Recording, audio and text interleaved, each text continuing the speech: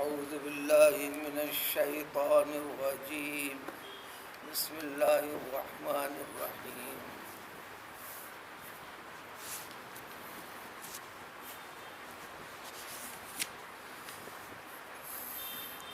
سيقولون ثلاثة رابعهم كلبهم ويقولون خمسة سادسهم كلبهم رجما بالغيب ويقولون سبعة وثامنهم كلبهم قل ربي أعلم بعدتهم ما يعلمهم إلا قليل ولا تمار فيهم إلا مراء ظاهرا ولا تستفت فيهم منهم أحدا۔ اصحاب کہف سے متعلق ایک استفسار ہوا تھا۔ پیغمبر صلی اللہ علیہ وسلم کی پیغمبری کی جانچ کرنے کے لیے یہودیوں کی طرف سے، نصرانیوں کی طرف سے، بلکہ ان دونوں نے مشرکین کو اکسایا تھا کہ دیکھو ایک واقعہ ایک ایسی چیز ہے جو ہزاروں برس پہلے گزر چکی ہے، جس کے بارے میں مختلف قیاس آ رہی ہے۔ چند لوگ تھے جو اس زمین سے غائب ہو گئے، جن کا عطا پتہ نہیں، ایک طویل مدت کے بعد پھر سامنے ظاہر ہو گئے۔ مختصر سا واقعہ اتنا ہے، اب اس بارے میں کسی کا خیال ہے کہ یہ افراد کتنے تھے، اور سب کو یہ بھی تھا یہ اللہ تعالیٰ کے نیک صالح بندے تھے۔ اس کا پس منظر بیک گراؤنڈ بالکل ایسا ہی ہے، قریب آج کی دنیا کی جو فکر اسلام سے بارے میں، مذہب دین اسلام کے بارے میں، اسلام کو پختگی کے ساتھ بیان کرنے والے، عمل کرنے والے کے بارے میں دنیا کی سوچ، دنیا کے قوموں کی سوچ، جس کے لیے اپنا سب کچھ داؤ پہ لگانے کے لیے تیار لگا رہے ہیں، جن کے وجود کو ملیامٹ کرنے کے لیے یہ ہزاروں برس پہلے کچھ ایسا تھا۔ اس جیسے مرحلے دنیا کی پوری تاریخ، جب سے انسان کو اللہ تعالیٰ نے اس دنیا میں پیدا فرمایا ہے، فرما کر سب کچھ سمجھا کر دے دیا گیا، دنیا بڑھتے گئی۔ یہ بھی قرآن نے بتا دیا، کان الناس امۃ واحدہ۔ یہ انسانی جھگڑے نہیں تھے، مذہب کے نام پر جھگڑے نہیں تھے، ایک مذہب کے ساتھ دوسرے مذہب کا نام و نشان بھی نہیں تھا۔ خرابیاں ہوتی تھیں لوگوں میں، دوسرے جھگڑے ہوتے تھے، یہ دین صحیح یہ دین غلط، اس قسم کی بات نہیں ہوتی تھی۔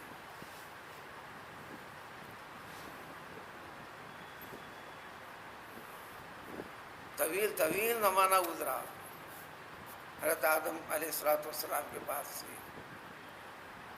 جب یہ بگاڑ آیا، پہلی مرتبہ جب بگاڑ آیا، اس پیغمبر کو بھی ہم نے ایک طویل زندگی، نبوت والی طویل زندگی دی، 950 برس تک بحیثیت نبی۔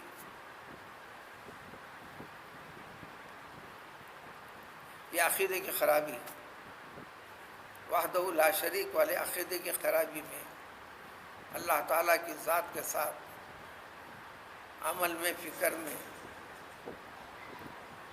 کسی اور کو شریک ٹھہرا کر بیسیوں چیزیں جو کر لی گئیں، اس کے اصلاح کے لیے اللہ تعالیٰ نے اتنی طویل مدت عطا فرما کر ایک پیغمبر کو، جو اصل زندگی کے لحاظ سے 1000 سے آگے کی زندگی ملی، ان کو 950 برس بحیثیت نبی کے رہے، لوگوں کو سمجھاتے ہوئے کئی پیڑھیاں گزرتے گئے. ہر پیدا ہونے والا بچہ بھی بڑا ہونے کے بعد پھر وہی یعنی توحید کے سبق سے ہٹا ہوا. ماں باپ بگڑے ہوئے ہیں تو اولاد بھی بگڑی ہوئی. دنیا میں یوں ہی رہنا کھانا اٹھنا پیٹنا چلے جانا، بالکل جانور ایسی زندگی بنا کر رکھ لی. جو 950 برس تک صبر کیا پیغمبر نوح نے، مار کھاتے ہوئے 2 سے زائد مرتبہ تو مار ہی دیا. ان کی اپنے انداز میں جان نہیں ملی.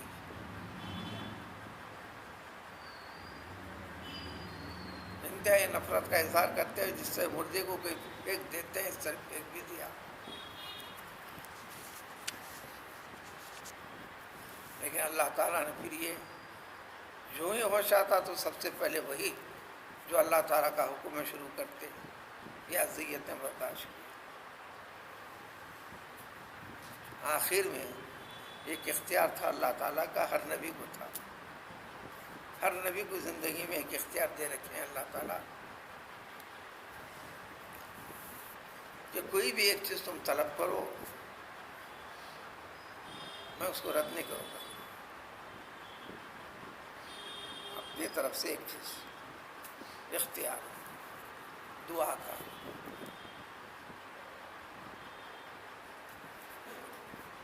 ہر نبی نے آخر کار یہ دعا کو اختیار کیا. جب وہ عذاب آیا ان کو پورے کے پونوں کو ہلاک کرنا تو اس دعا کو اختیار کیا، ہلاک ہو گیا. تو پیغمبر نوح نے نہ ان کی عورتوں کو چھوڑنا، نہ ان کے آدمیوں کو چھوڑنا، نہ بوڑھوں کو دیکھنا، نہ جوان کو دیکھنا، نہ شیر خار بچے بھی ہیں تو ان کو بھی زندہ نہیں رکھنا. سورہ نوح کے اندر وہی تفصیلات ہیں. تو پھر اللہ تعالیٰ نے آپ کی دعا کو سن لے کر جب اس زمین پر جینے والا ایک انسان بھی نہیں ہونا بول رہے ہیں، ٹھیک ہے، پھر رہنا کون؟ جو دین پر قائم ہے، توحید کے طریقے پر قائم ہے. تو اطراف و اکناف کی جتنی بھی چیزیں ہیں انسان کی حیات کے لیے، تو پھر اس کو بھی کیوں رکھنا؟ قرآن نے جگہ جگہ کہہ دیا یہ سب کچھ تمہارے خاطر ہم نے رکھا ہے. جب اس میں کمی پاتی ہو تو پریشان، جب اس میں قیمتوں میں اضافہ ہو جاتا ہے تو تم پریشان. تو ہر چیز تمہارے ساتھ جوڑا ہم نے، یہ تمہارے لیے تھی، اب تم کو نہیں رکھنا تو اس کو کیوں رکھنا؟ 12ویں پارے میں اس کی بڑی طویل تفصیل ہے. الغرض ہر نبی کو نبوت کی تصدیق کے لیے دلائل علامتیں جس کو معجزہ کہتے ہیں. سب سے پہلے یقین بندوں کے لیے یہ پیغمبر حق ہیں، یہ جو کہتے ہیں فرماتے ہیں یہ نہیں فرماتے، اللہ تعالیٰ فرماتے ہیں. اللہ تعالیٰ کا حکم ہوتا ہے اس کی تعمیل کرتے ہیں. واقعے کی آڑ میں اللہ تعالیٰ نے واقعہ سنایا، بتا دیے، شروع ہو کر آج کی آیت پہ اختتام ہے.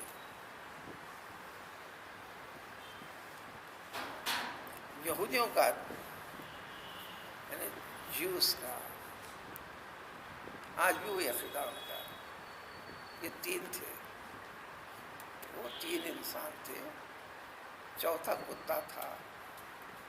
نصرانیوں کا نہیں جی 5 تھے، 5 تھے، چھٹا کتا تھا. مسلمانوں کا نہیں جی 7 تھے، 8واں کتا تھا.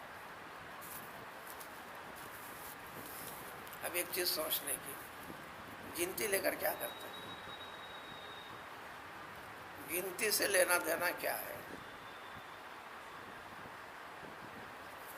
نتیجے سے لینا دینا ہے. اب اس کو بڑا مسئلہ بنا کر رکھے. اور بیسوں چیزوں میں کسی نمونے کے لیے انجام کے لیے ایک چیز ذکر کی تو پھر اس کے بعد اس کا ہوا کیا انجام، اس کی اینڈنگ کیا ہے، کیا کرتے ہیں اینڈنگ لے کر؟ ایک واقعہ حقیقت اور فلاں فلاں ہوا، ایسا اچھا ہوا اچھائی، یا برا ہوا بری۔ اب وہ کہاں ہے، اب وہ کیسے ہے، یہ جان کر کیا کر رہا ہے؟ یہ کہانی سنانا ہے نہیں۔ تو حقیقت کو اللہ تعالیٰ نے ظاہر کر دیا۔ حقیقت میں وہ 7 انسان تھے، 6 تھے۔ راستے میں ایک چرواہا تھا اس قسم کا جو نیک اور صالح، یعنی ایمان والی حقیقت، سادے سیدھے الفاظ میں بہت بہت بڑے بزرگ تھے۔ یہ اللہ تعالیٰ کا خوب حاصل کیے ہوئے بزرگ تھے۔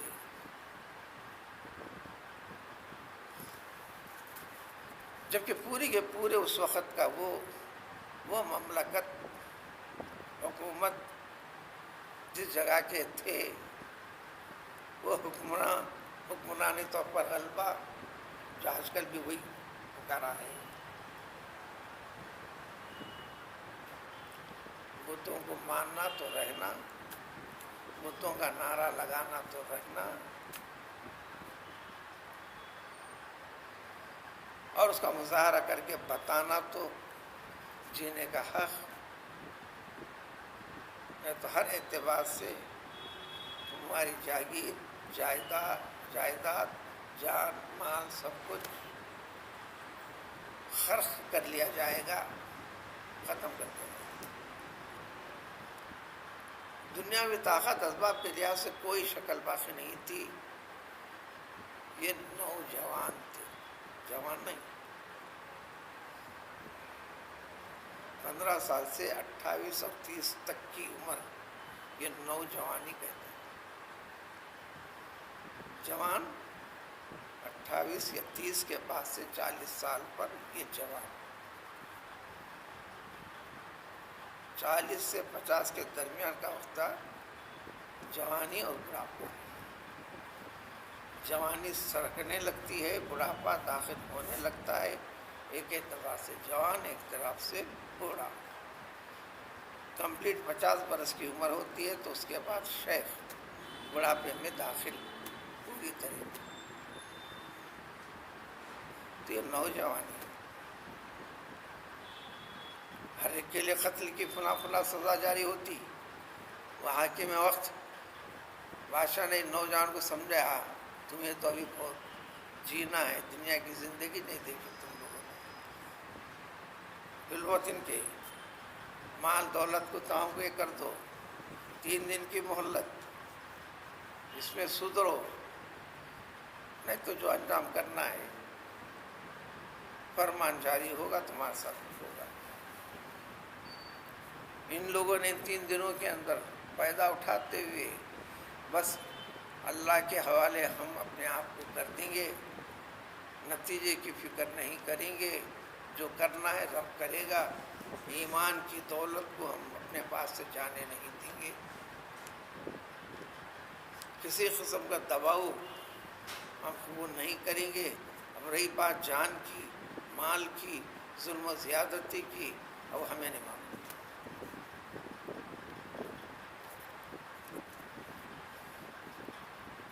اس کی تفصیل کے ساتھ کئی پہلوؤں کا ذکر ہوتا رہا، آج اختتام ہے اس کے اوپر۔ تو چنانچہ سیخونون یہ کہتے تھے، کہیں گے اے پیغمبر، اللہ تعالیٰ واقعہ سنا رہے ہیں رسول اکرم صلی اللہ علیہ وسلم کو، آپ ایسا ایسا بتائیں گے۔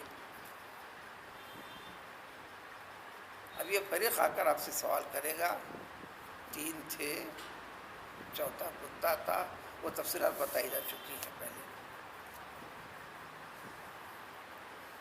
جنت میں انسان ہوں گے، جن ہوں گے، دوزخ میں انسان ہوں گے، جن ہوں گے۔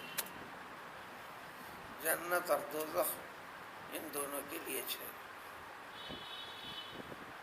نیک انسان جنت میں، نیک اجنہ جنات جنت میں۔ برے انسان چاہے مرد ہو یا عورت ہو دوزخ میں، برے جن دوزخ میں۔ جس طرح یہ انسانوں کی تقسیم نسل پھیلی ہوئی ہے، مذہب کے اعتبار سے، عقیدے کے اعتبار سے، آپسی لڑائی بھڑائی جھگڑوں کے اعتبار سے، اس میں گناہ گردگی میں کوئی درجہ بندی کے لحاظ سے، نیکی کے اندر بھی چھوٹا بڑا، یہ بالکل اجنہ میں بھی انسانوں میں۔ انسانوں میں سب سے پہلے انسان جس سے انسانیت چلی ہے، انسانوں کی نسل، وہ ابو البشر، جس کو اردو میں بولیں گے باوا آدم۔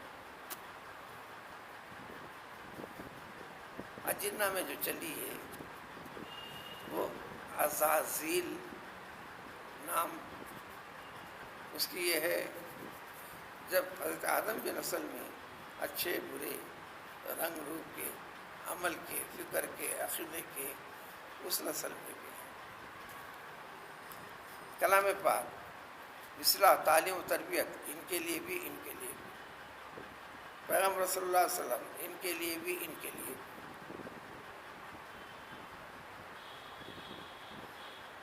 احکام، اصلاح والے سارے پہلو وہی جو انسانوں کے لیے ہیں، جو انسانوں کے لیے ہیں وہی اجنہ کے لیے۔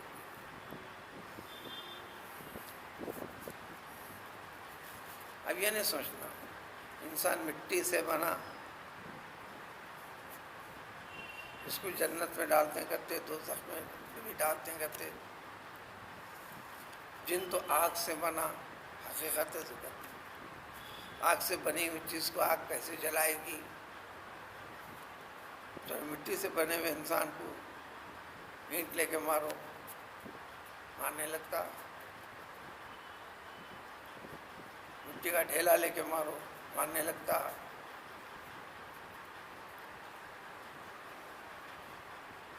بیکار قسم کی سوچ ہے، غلط خیال ہے۔ تو یہ کہیں گے کہ تین یا تفصیل میں ہے کہ جنت ان کے لیے، دوزخ ان کے لیے ہے۔ سارے جانور وغیرہ کو بھی اٹھائیں گے اللہ تعالیٰ حساب و کتاب کے لیے۔ انسان کو تعلق رہا نا، ضرورت کے لیے رہا، غیر ضرورت کے لیے رہا، کیا ظلم کیا یا عدل کیا؟ پیدا تو ہم نے تیرے لیے کیا تھا، پھر اس کو تمام کو ختم کر دیں گے۔ صرف انسانوں اور جنہ کے لیے جنت اور دوزخ رہے گی، لیکن چند جانور گنتی کے جن کی تعداد 9 یا 10 کی آتی ہے، زیادہ نہیں، ان میں سے یہ کتا بھی جنت میں رہے گا۔ پیغمبر ابراہیم علیہ السلام نے جو مینڈے کو ذبح کیا تھا فدیے کے طور پر، وہ بھی رہے گا۔ ایسے چند نہیں جس کی تعداد 10 تک پہنچتی ہے، 11واں نہیں، نہ اس میں کم ہوگا۔ وَيَقُولُونَ، اور ایک فریق کا دعویٰ اسی کے اوپر، 6 کا، 5 ہیں، 6 کا کتا، یہ سارے کے ساری چیزیں ان کے اندازے ہیں، کوئی دلیل نہیں، ثبوت نہیں۔ چلو 3 کا ثبوت پیش کرو، 5 کا کرو، پر افراد تھے، اتنی بات پکی۔ وَيَقُولُونَ سَبْعَةٌ، اور ایک فریق 7 افراد، 8واں کتا۔ لیکن جو بھی تھے یہ اللہ نے فرما دیا کہ 7 تک تو تھے۔ قرآن کیا نہیں بتاتا، پھر خلاف کیوں کر رہا ہے انسان؟ اس کے بعد بھی یہ بحث میں پڑھتے ہیں ٹیڑھی بنگی میں، تو کہہ دینا یہ طریقہ بتا ہے۔ عالم بعدت، ربی عالم بعدت، میرا پروردگار خوب صحیح اور بہتر جانتے ہیں، اب تمہارے قبول کرنے نہ کرنے سے ہمیں کچھ نہیں۔ ما یعلم الا قلیل، بہت کم لوگ اس کی حقیقت کو جانتے ہیں جس کو اللہ نے بتایا۔ تم اس مسئلے کو لے کر بیٹھے ہو، لہٰذا اس کے باوجود بھی حجت کرتے ہیں۔ اے مسلمانوں، تم اس قسم کے ہر ایسے مسئلے میں تم حجت میں نہیں پڑنا۔ پر گفتگو ہو گئی، آپ کا پیچھا کر رہے ہیں، لگنا کیسا؟ ظاہری طور پر سوال کو جواب کو سوال، پناہ اس میں چلو ظاہری طور پر اسی کا پیچھا کرنے میں تم اس میں مت پڑو۔ اب اس کے بعد تم کسی اور سے، رب العزت نے بتلا دیا، اس بارے میں کسی اور سے جا کر تفصیلات طلب مت کرو، فتویٰ مت طلب کرو۔ لیکن ایمان والے پہلو میں یہ معاملہ ختم ہے۔ ایک تو اللہ کے بزرگوں کا تذکرہ، ابھی تفصیل سے ہٹی ہوئی بات، بالواسطہ ان کا تذکرہ، ان کے ناموں کی حقیقت بھی ہے، قرآن کی ہر چیز کی تلاوت، اس کی سماعت عبادت ہے۔ اور اس واقعے کی ناموں کی تفسیر بھی باعث خیر و برکت بھی، چونکہ اللہ تعالیٰ کے پاس جو مقبول ہو گیا اس کی ہر چیز قابل برکت ہو جاتی ہے۔ اس کے بارے میں بڑی طویل تفصیلات ہیں، اس کا تذکرہ نہیں کی جائیں گی، لیکن پورے واقعے میں ایک بات ہوئی تھی، وہی سبق امت کو قیامت تک کے لیے دے دیا گیا۔ آج کل کے انسانوں کی سب سے بڑی غلطی، دنیا کی بڑی پریشانی میں مبتلا بھی ہوتے ہیں۔ ایک چیز کل میں آپ سے کہوں گا، کہنا لازم ہوگا، ضروری ہوگا، فرض ہوگا،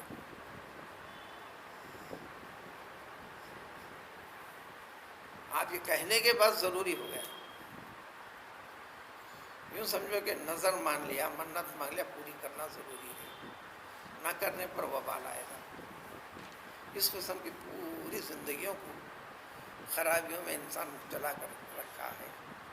طریقہ اور ڈھنگ سکھایا تو اسلام کیا ہے، جینے کا طریقہ ڈھنگ سکھاتا ہے، بتاتا ہے۔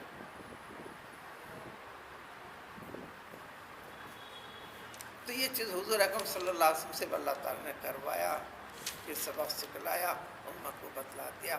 قیامت تک کے لیے بھی، قرآن سے جڑنے والے کے لیے، عام زندگی کے لیے بھی یہ کرنا، فَلَا تَقُولَنَّ لِشَيْءٍ، کوئی بھی معاملہ، اپنوں کا غیروں کا، بچوں سے ہو کے بڑوں سے، دوست سے ہو کے دشمن سے، کاروبار سے ہو کے معاملہ، ڈیوٹی سے ہو کے، محنت سے ہو کے، مزدوری سے ہو کے، یہ زبان سب سے پہلی چیز، یہ زبان سے جو نکلتا ہے وہ بیکار نہیں ہے۔ 15 سال کی عمر سے آخر سانس تک جو کہہ دیا وہ کہہ دیا، اس میں جینے کا تھا۔ لیکن انسان 20 چیزیں کہتے کرتے نہیں۔ کسی جگہ جانا تو آج کل کے زمانے کے لحاظ سے ضرور آؤں گا بلانا، ضرور کہ نہیں جانا ہے تو شک میں نہ، تو انشاءاللہ۔ جھوٹ کے لیے، غلطی کے سہارے کے لیے انشاءاللہ کہنے لگا۔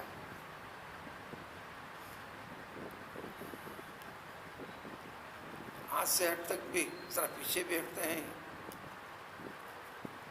ایک عربی میں کتاب ہے ہندوستان سے متعلق تقریباً آج سے 200 سال پرانے، حضور نے لکھا ہے، کئی محاورے، حیدرآباد کے حدود میں رہنے والوں کا تذکرہ، دکن کی حکومت تھی جب، یہاں کی عادت کو دکھا انہوں نے، الانشاءاللہ دروغ گویا، یہاں انشاءاللہ کہتا ہے آدمی، تو اگر جھوٹ بولنا ہے تو انشاءاللہ کا سہارا لے۔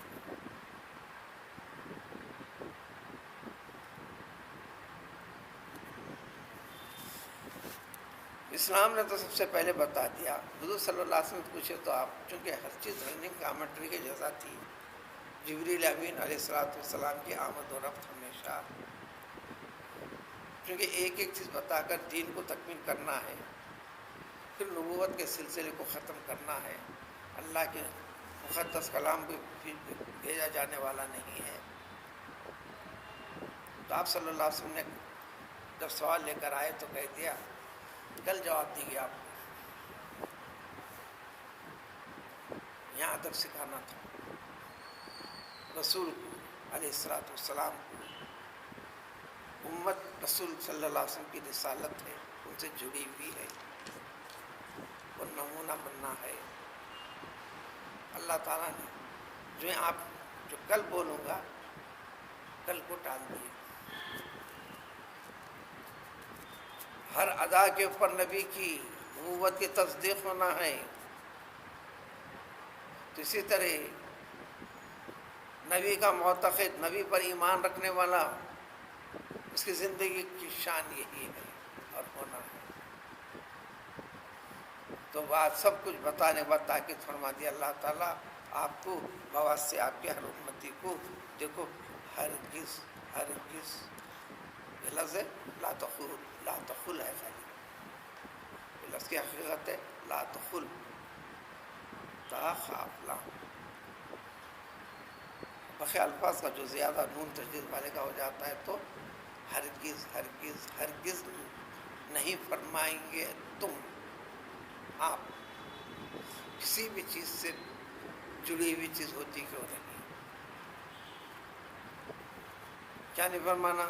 انی فاعل ذالک غدا، کل کر دیں گے، کل دیکھیں گے، نہیں بولنا. بس زندگی کیسا چلے گی؟ ہم بولنا. جب جب بولیں گے ایسا، بھلے 5 منٹ کے بعد بھی کرنا چاہ رہے ہو، تب انشاءاللہ کہیں اللہ ان یشاء اللہ، انشاءاللہ کہے بغیر کسی چیز کا ذکر نہیں کریں گے. وعدہ کرنا ہے، وعدہ دینا ہے، اس لیے کہ آپ کی ہر سانس اللہ کی حکمت مرضی مشیت سے ہے. یہ اور بات ہے کہ آپ کہہ دیے ہاں میں کل زندہ رہ رہا ہوں، آپ سے مل رہا ہوں، دعویٰ نہیں، زندگی کل آپ کے ہاتھ میں ہے. کہنے کے چند منٹوں کے بعد بھی آپ کی سانس روک دی جائے، جان لے لی جائے رب العزت کی طرف سے، آپ کچھ نہیں کر سکتے. آپ یہ ختم رکھنے کے بعد دوسرا ختم اٹھا کر فلاں جگہ جو ارادہ کر لیا گیا رکھتے ہیں وہ منا، اور رکھوں گا دعویٰ نہیں کر سکتا. تو حکم دے دیا بغیر انشاءاللہ کی کوئی چیز نہیں کہیں گے. اس کے اندر بڑے فوائد ہیں. کیا ہے؟ اب یہ پورا کرنا ضروری ہے. کرنے کا تو وعدہ کر دیا، کرنا ہے. رکاوٹ ہے، اللہ تعالیٰ رکاوٹ آنے نہیں دیتے، کیونکہ اللہ کے حوالے کر دیا. آپ اپنی زندگی کو، اپنے کام کو، پوری مدد اللہ کے حوالے کر دی. دشواری بھی ہے تو اللہ تعالیٰ حل کریں گے. شرط یہ ہے کہ پورا اس عقید یقین کے ساتھ. یہ زبان کے الفاظ کا کوئی اعتبار نہیں جب تک اس کا قلبی کیفیت پوری پختہ نہ ہو. لیکن پھر بھی اس کے باوجود نہیں ہو سکا، پورا اللہ کے پر بھروسہ رکھے تھے آپ گناہ گار نہیں ہوں گے ہر معاملے میں. اسی طرح قسم بھی کھاؤ انشاءاللہ کے ساتھ، وعدہ کرو انشاءاللہ کے ساتھ کرو. چھوٹی بھی چیز ہوتی کہ نہیں، ابھی کچھ دیر میں آ رہا ہوں انشاءاللہ کرو، آزمانے لگو. اسی کے اثرات کے بعد اب خیر و برکت کس طرح داخل ہو جاتی ہے. وَاذْكُرْ رَبَّكَ إِذَا نَسِيتَ. اس کے بعد بھی اور ایک طریقہ سے ہے، کوئی چیز کو بھول گئے ہو آپ، جلدی نہیں آ رہا، اللہ کو یاد کرو. یعنی غفلت شیطان کی طرف سے ہے، تمہاری زندگی کے ہر معاملے میں بگاڑ پیدا کروانا چاہتا ہے وسوسے سے. اللہ کا ذکر کرو، اللہ کا ذکر کرو، یاد آ جائے گا، یاد دلائے گا. بھول والی چیز کے ساتھ جو تمہارا تعاون کر رہا تھا ہار مانے گا، رب العزت یاد دلائے گا. شاید اسی سے مسئلہ نکالا حضرت امام اعظم ابو حنیفہ رحمۃ اللہ علیہ نے. ایک شخص آ کر کہنے لگا بہت اہم ضروری چیز گھر کے اندر ہی ہے، تلاش کرتے کرتے تھک گیا ہوں. فاصلہ کئی دنوں کا بھی ذکر کیا، بہت پریشان. یہ مسئلہ بھی بڑے لوگوں سے پوچھنے آ گئے لوگ. آپ نے فرمایا آج عشاء کی نماز کے بعد جب سونے کا وقت ہوتا ہے وضو کر لے کر تم اس وقت تک سونا نہیں، 2 رکعت نفل نماز کی نیت کرو. میری یہ پریشانی ختم ہو جانا، بھولی ہوئی چیز یاد آ جانا، یہ خیال رکھ کر اللہ کے لیے نماز پڑھو، 2 رکعت نفل پڑھو، فارغ ہونے کے بعد پھر نیت کرو، پڑھتے جاؤ، پھر فارغ ہونے کے بعد پھر نیت کرو، پڑھتے چلے جاؤ، اس وقت تک پڑھو جب تک کہ تم کو یاد نہ آ جائے۔ صرف 2 رکعت کا ارادہ کر کے پڑھنے لگا، اب نماز کو اس کی خالص اس میں شیطان کچھ نہ کچھ، شیطان یہ چاہتا ہے کہ آپ کی نماز میں کچھ وسوسے ہم پیدا کر دے تاکہ نماز کو غارت کر دے۔ جب انہیں پوری پختگی کے ساتھ پڑھنے لگا تو فوراً یاد دلا دیا، 2 رکعت بھی پورے ہونے نہیں دیا، پھر جلدی جلدی نماز کی تکمیل کر کر جا کر دیکھتے ہیں تو مل بھی جاتی ہے۔ خیر اس جیسی چیزیں تو کئی ہیں، لیکن رب العزت کا اعلان ہے جب کوئی چیز تم بھول جاؤ اللہ کو یاد کرو۔ اللہ کو یاد کرنے کے جو طریقے ہیں، ذکر پڑھو، تسبیح پڑھو، تو کچھ بھی ہے نماز کے اندر ساری چیزیں آ جاتی ہیں۔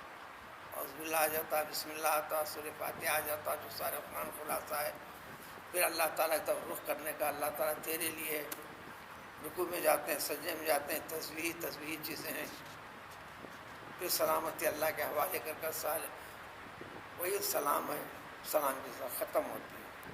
دنیا کے آپس کے سارے رشتے ناطے ختم کر کر اللہ کی بارگاہ میں، چاہے وہ 2 رکعت والی نماز ہو کہ 4 رکعت والی، اپنے آپ کو اللہ کی بارگاہ میں پیش کرنا ہے، اس کو جاننا ہے۔ خلاصہ، اور پھر جب کہنا ہے تو یہ طریقہ کو یعنی ربی، یعنی میرا رب میرے رہنمائی ضرور کرے گا،